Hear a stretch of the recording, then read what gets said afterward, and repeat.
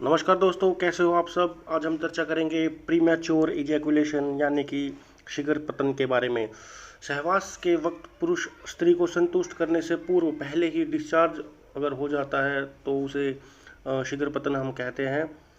तो यह कई बार देखा जाता है कि मात्र किस करने से या फिर हग करने से, गले लगने से ही कई बार डिस्चार्ज हो जाता है, या फिर 10-15 सेकंड करने से भी डिस्चार्ज होता है, तो वो सभी शीघ्र पतन में आते हैं।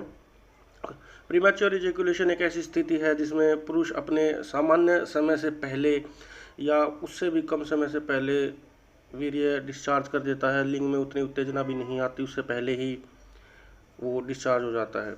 इसके कुछ अब हम सिम्टम्स जो हैं उसके बारे में, सेक्स के दौरान वीर्य का जल्दी निकल जाना, सेक्स से पहले निकल जाना, सेक्स करते समय उत्तेजना का भी ना होना, उतने में ही डिस्चार्ज हो जाना, या उसमें सेक्स करने में असमर्थता का अनुभव करना, शारीरिक कमजोरी, थकान, चिंता का अनुभव करना, डिप्रेशन में रहना, और सबसे मेजर जो इसका कारण है वो यह है कि वीर्य का पतला होना। वीर्य जिनका पतला होगा उनको शीघ्र पतन जरूर होगा ही होगा, और वो कभी शायद बाप भी ना बन पाए, क्योंकि वीर्य पतला हो तो उसका जो कंसीव करने की शक्ति है वो नहीं होती है। अब हम चर्चा कर लेते हैं इसके कुछ घरेलू उपाय के बारे में। कुछ एक घरेलू उपाय बता देता हूँ। सुबह खाली पेट एक पका हुआ जो केला जो बाज़ारों में मिलता है, एक केला लेना है। उसमें 1 चम्मच देशी गाय का घी के साथ लगातार 1 महीने खाने से यह बीमारी ठीक हो जाती है। इसके अलावा उड़द का आटा देशी घी में भून कर देशी उसमें फिर देशी धागे वाली जो मिश्री आती है वो मिला लें, उसका हलवा बना के खाएं। यह लगातार 1 महीने करेंगे तो इसमें बहुत ज़्यादा वीर्य बनता है, वीर्य गाढ़ा होता है और सेक्स पावर बढ़ती है।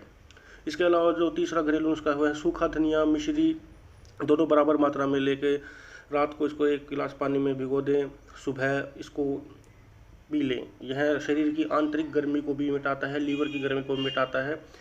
कई बार जिसके शरीर में गर्मी होती है उनको शीघ्र पतन जल्दी हो जाता है, तो यह उस बीमारी में भी काफ़ी लाभदायक रहता है।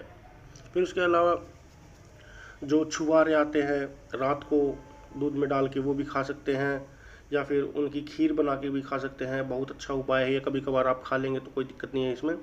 और उसके अलावा 1 चम्मच भुनी हुई अजवाइन और उसके अंदर 20 ग्राम प्याज का रस मिला के उस पेस्ट बना लें। उस पेस्ट को घी और मिश्री के साथ खाएं, या 2 महीने तक अगर आप खाएंगे तो ईजिली इस बीमारी से निजात पा लेंगे आप। और अगर सर्दियों में अगर आप गाजर पाक या गूंद के जो लड्डू आते हैं उनका सेवन करेंगे, उनसे भी बहुत ज़्यादा मर्दाना ताकत आती है, उनका भी आप सेवन करें तो ज़रूर लाभ होता है। इसके अलावा जो पताशे जो आते हैं हम प्रसाद के रूप में भी बांटते हैं, वो पताशे आप लेके कोई 2 या 3 पताशे लेके उसको ऊपर से थोड़ा फोड़ लीजिए, और उसमें जो बरगद होता है, बरगद का उसमें थोड़ा सा दूध मिला के, उसमें से दूध निकलता है बरगद का, वो अगर उसमें आप मिला के कुछ दिन सेवन करते हैं तो इससे भी वीर्य गाढ़ा होता है। उसके अलावा अंडे की जो जर्दी होती है, अंडे की जर्दी यानी कि जो अंडे का पीला हिस्सा जो उसके अंदर का होता है, उसमें थोड़ी सी हींग मिलाकर अगर आप सेवन करते हैं तो उससे भी वीर्य गाढ़ा होता है, और इस बीमारी से आप इजीली निजात पा जाएंगे। और यह सेक्स करने की इच्छा को भी बढ़ाता है। और उसके अलावा जितना रात को आप दूध पीते हैं, सपोज करो 1 गिलास दूध पीते हैं तो उसके अंदर आधा गिलास पानी डाल दो और उसमें 1 चम्मच शतावरी का चूरन डाल दो। फिर उसको दूध को इतना उबालो कि जो आपने आधा गिलास जो पानी उसमें डाला था वो सारा ख़त्म हो जाए और सिर्फ 1 गिलास आपके पास दूध बचे। उसको शतावर का चूरन पाक भी कह देते हैं, तो उसको आप उसके सेवन कर सकते हैं। उसमें चाहो तो आप मिश्री मिला सकते हैं, तो इसका सेवन भी काफ़ी आपके लिए फ़ायदेमंद है।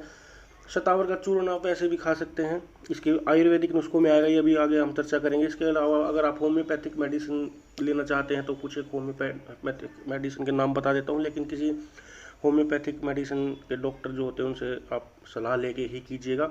सबसे पहले तो लाइकोपोडियम, फिर उसके बाद आता है एग्नस कैस्टस और सेलेनियम, जेसेलेनियम, फॉस्फोरिक एसिडम।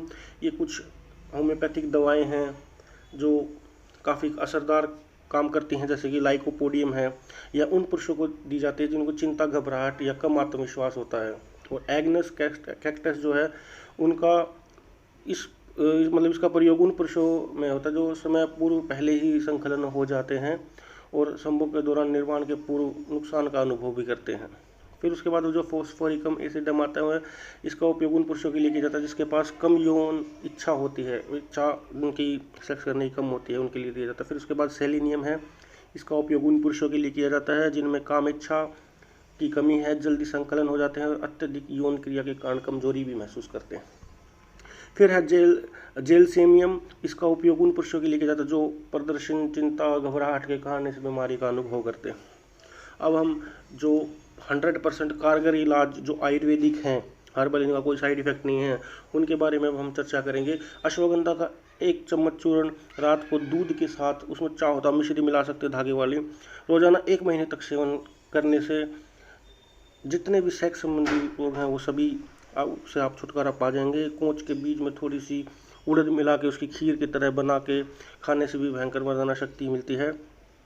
यह भी आप कर सकते हैं। आंवला की 1 चम्मच चूर्ण में आंवला का ही रस मिला के, यह इसकी एक भावना हो जाती है। आंवले के 1 चम्मच चूर्ण में 1 चम्मच रस मिला दो, थोड़ी देर में सूख जाएगा। इसी प्रकार जो सूखने के बाद थोड़ी देर बाद 7 बार ऐसी ही भावना देनी है।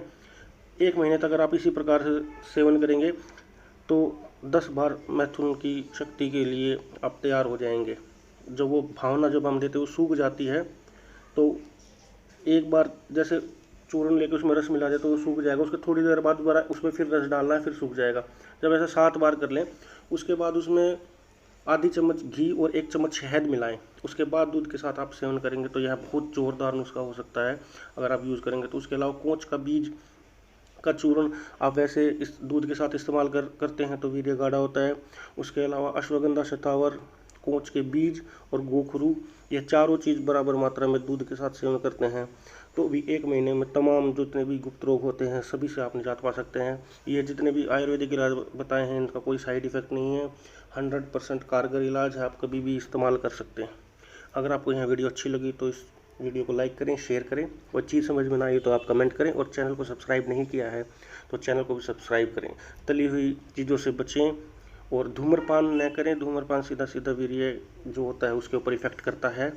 तो अच्छी लाइफस्टाइल रखिए, हल्का फुल्का व्यायाम, एक्सरसाइज ये ज़रूर करें जिससे कि शरीर में ब्लड जो होता है वो फ्लो अच्छे से करे। धन्यवाद।